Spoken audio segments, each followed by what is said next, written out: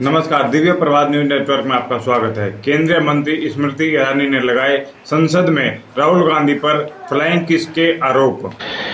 ये वीडियो सदन का है जिसमें लाल घेरे में राहुल गांधी खड़े हुए दिखाई दे रहे हैं। संसद चल रही है और बाईं ओर स्मृति ईरानी खड़ी हैं। बीजेपी का दावा है कि वीडियो बड़ा अभद्र है। ये वीडियो उस दौरान का है जब राहुल गांधी अविश्वास प्रस्ताव पर भाषण खत्म कर सदन से बाहर जा रहे थे।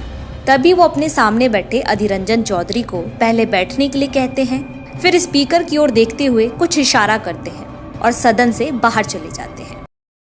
मैं लक्ष्य Kumar Singh, advocate, special public prosecutor, Bharat सरकार व उत्तराखंड सरकार। स्वतंत्रता दिवस के शुभ अवसर पर मैं अपने देशवासियों को शुभकामनाएं प्रेषित करता हूं और कामना करता हूं कि हमारे देश में सुख, समृद्धि, शांति हो और सभी नागरिक प्रेम सौहार्दपूर्ण तरीके से रहें और आज के इस स्वतंत्रता दिवस को सभी प्रेम और सौहार्द से मनाएं। धन्यवाद। राहुल का भाषण खत्म होते ही स्मृति ईरानी अपनी कुर्सी से बोलने के लिए खड़ी होती हैं और कांग्रेस नेता राहुल गांधी पर गंभीर सवाल उठाती हैं। राहुल गांधी पर आरोप लगाते हुए स्मृति ईरानी दावा करती हैं कि राहुल गांधी ने सदन में महिला सांसदों को फ्लाइंग किस के इशारे किए। इस बाबत लोकसभा स्पीकर से राहुल गांधी के खिलाफ शिकायत भी की गई है। एक बात पर मैं आपत्ति अभी दर्ज करती हूँ अध्यक्ष जी,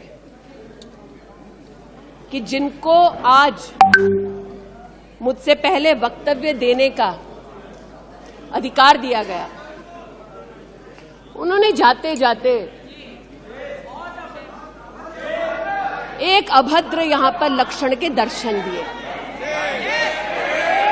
it is only a misogynistic man who can give a flying kiss. मैं ठाकुर चंद्रपाल सिंह कुर्थल, पूर्व अध्यक्ष क्षेत्रीय विकास सभा मेरठ, सभी देशवासियों को 15 अगस्त 2023 की स्वतंत्रता दिवस की हार्दिक शुभकामनाएं देता हूं। हमारा देश 1947 में आज़ाद हुआ था और आज़ाद होने के प्रतिवर्ष यह देश उन्नति करता चला आ रहा है और इस उन्नति की सहभागी में हम सभी देशवासी देश के साथ हैं। धन्यवाद। To a parliament with seats female members of parliament. ऐसी गरिमा विहीन आचरण को इस देश के सदन में कभी नहीं देखा गया। बीजेपी जिस वीडियो के आधार पर राहुल गांधी पर फ्लाइंग किस का आरोप लगा रही है, उस वीडियो में क्या है ये बताने से पहले हम आपको इस पूरे मामले पर कांग्रेस का पक्ष भी सुना देते हैं। ईरानी ये भूल जाती है कि ये टेलीविजन चैनल नहीं है, ये भारत का सदन है। आपकी नौटंकी का अखाड़ा नहीं है। अपनी बेकार की एक्टिंग और झूठा आक्रोश बंद कर दीजिए। मणिपुर पर बात हो रही है, हर वक्त मुद्दे से बरगलाने की, मुद्दे से भटकाने की कोशिश बंद कर दीजिए। दम है तो मणिपुर पर बात करिए। बेवकूफी का आपने वहां पर भाषण दिया और अभी फैक्ट चेक करूंगी मैं और बताऊंगी कैसे आप वीपी सिंह की सरकार में शामिल थे, समर्थन दे रहे थे। जिन वाक्यों को आपने गिनाया, तब आपके लोगों ने कुछ क्यों नहीं किया। मैं अनिल पुंडीर, महामंत्री, क्षेत्रीय महासभा जनपद मेरठ। दिव्य प्रभात चैनल को देखने वाले समस्त क्षेत्रीय और भारतवासियों को आगामी 15 अगस्त की हार्दिक शुभकामनाएं देता हूं, बधाई देता हूं। धन्यवाद। राहुल गांधी पर फ्लाइंग किस का आरोप लगा रही है। उस वीडियो में साफ तौर पर दिख रहा है कि राहुल गांधी लोकसभा स्पीकर की तरफ इशारा करके कुछ कहते हुए नजर आते हैं। इस दौरान ना तो वो विपक्ष में बैठी किसी महिला सांसद की ओर देखते हैं और ना ही स्मृति ईरानी की ओर। कांग्रेस पार्टी की ओर से बीजेपी की ओर से जारी किए गए वीडियो पर पलटवार भी किया गया है। मैं डॉक्टर आर.के. सिंह, प्रधानाचार्य दयानंद महाविद्यालय, गुरुकुल इंटर कॉलेज डोडली। मेरा यह परम सौभाग्य है कि इस ऐतिहासिक और स्वतंत्रता संग्राम से जुड़े हुए इस कॉलेज का प्रधान सेवक होने का मुझे सौभाग्य प्राप्त हुआ। मैं आने वाले 15 अगस्त 77वें स्वतंत्रता दिवस के पावन पर्व पर और आने वाले रक्षाबंधन श्रावणी पर्व पर अपने सभी देशवासियों को, अपने क्षेत्रवासियों को, अपने आदरणीय शिक्षकों को और अपने प्यारे छात्र छात्राओं को हार्दिक बधाई देता हूं, शुभकामनाएं देता हूं, उनके उज्जवल भविष्य की कामना करता हूं।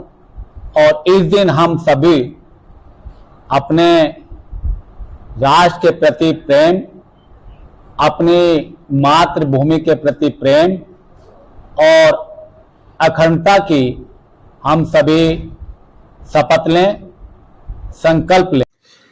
भीलवाड़ा में 14 साल की बच्ची को भट्टी में जलाकर मारने की घटना सामने आई है, जिसमें बीजेपी के नेताओं ने जमकर विरोध किया। ग्रामीणों का कहना है कि रात 10 बजे के बाद भट्टी को जलते देखकर उन्हें शक हुआ कि भट्टी में डालकर जला दिया गया। परिजनों ने गैंगरेप की आशंका जताई है। खौफनाक वारदात के विरोध में बीजेपी ने जबरदस्त प्रदर्शन भी किया। वारदात की जानकारी मिलने के बाद 4 थानों की पुलिस मौके पर पहुंची। पुलिस ने 3 आरोपियों को हिरासत में भी लिया है। आरोपियों से पूछताछ की जा रही है। परिजनों का कहना है कि नाबालिग बुधवार को घर से खेत के लिए निकली थी, देर शाम तक नहीं पहुंची तो परिजन उसकी तलाश में निकले। रात करीब 10 बजे गांव के बाहर उन्हें कोयला भट्टी जलती हुई दिखी। बारिश के मौसम में भट्टी को जलते देख शक हुआ तो वे वहां पहुंचे। परिजनों का कहना है कि वहां मौजूद 3 लोगों से जब पूछताछ की गई तो उन्होंने बताया कि उसके साथ गैंगरेप कर भट्टी में जला दिया गया। सनातन धर्म यानी मानवता का धर्म, विश्व गुरु भारतवर्ष का धर्म। यदि सनातन धर्म को बचाना है, मानवता को बचाना है, हिंदुत्व को बचाना है, तो आइए जुड़िए दिव्य शक्ति अखाड़े के साथ।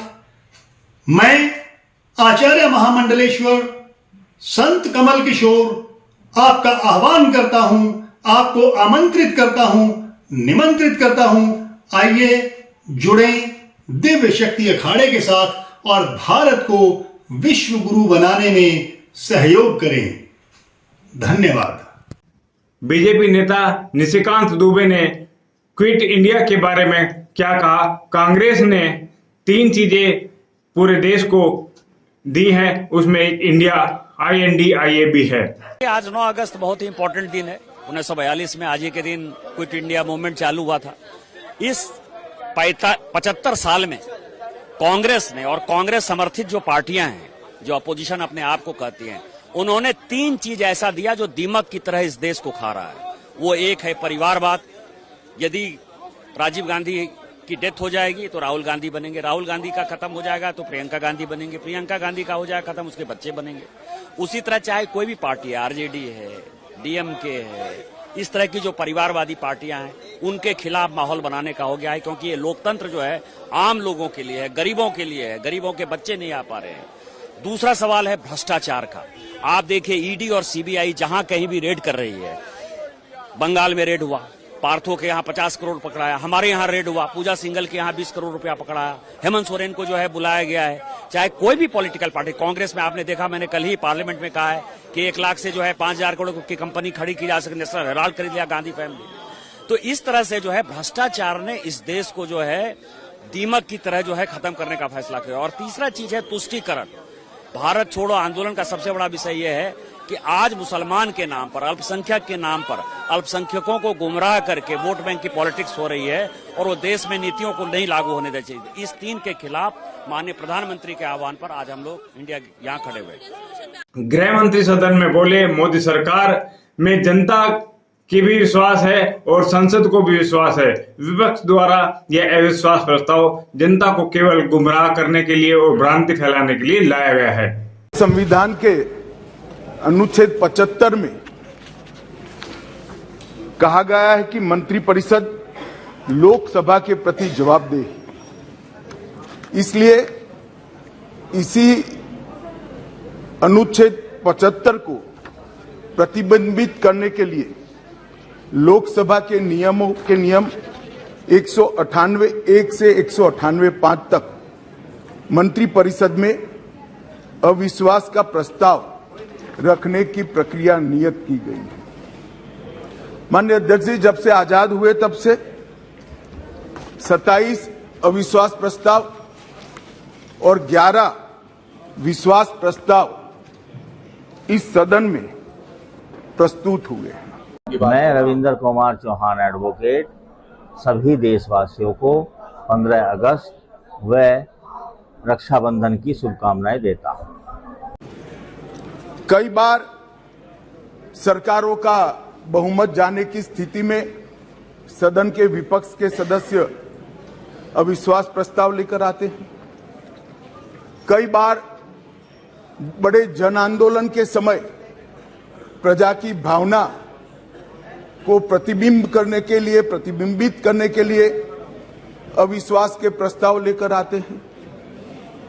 एक अविश्वास का प्रस्ताव ऐसा है जिसमें प्रधानमंत्री और मंत्रिमंडल के प्रति न जनता को अविश्वास है न सदन को अविश्वास है, और ये अविश्वास प्रस्ताव लेकर आए।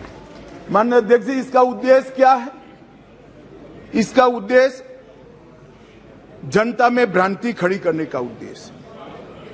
मैं उनको इतना ही कहना चाहता हूं कि भाई, अविश्वास प्रस्ताव जब आप लेकर आते हो तो इस पर जो चर्चा होती है वो चर्चा में सरकार के विरोध में कुछ मुद्दे तो रख देते हैं। मैंने पूरे भाषण ध्यान से सुने और पूरे भाषण ध्यान से सुनने के बाद मैं निश्चित रूप से निर्णय पर पहुंचा हूं, ये अविश्वास प्रस्ताव केवल और केवल भ्रांति खड़ा करने के लिए लाया गया है, ये प्रजा की इच्छाओं का प्रतिबिंब नहीं। मैं कुंवर नरेश चौहान एडवोकेट समस्त देशवासियों को आने वाले 15 अगस्त गणतंत्र दिवस की शुभकामनाएं देता हूं। चंद्रयान 3 चंद्रमा की कक्षा में प्रवेश कर चुका है और वहां से संदेश भेजा है। देखते हैं।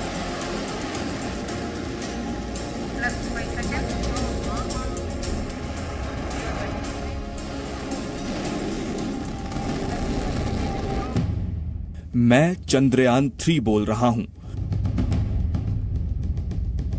मुझे चांद की ग्रेविटी महसूस हो रही है।